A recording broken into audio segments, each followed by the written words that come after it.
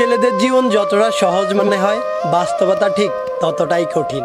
সবার চোখে একটা ছেলে যতটা স্বাধীন, বাস্তবে একটা বয়সের পর সে ঠিক ততটাই পরাধীন। একটা ছেলেকে কখনোই দায়িত্ব শেখাতে হয় না। তার উপর ছেলেটা যদি হয় মধ্যবিত্ত, তাহলে তো শেখানোর আর কোনো কথাই আসে না। বাবার পরে যখন সংসারের হালটা ধরতে হয়, তখনই দায়িত্ব নামক শব্দটা আপনা আপনি তার মাথার মধ্যে ঢুকে যায়। আর তখনই সবচাইতে চঞ্চল ছেলেটাও একেবারে শান্ত হয়ে যায়।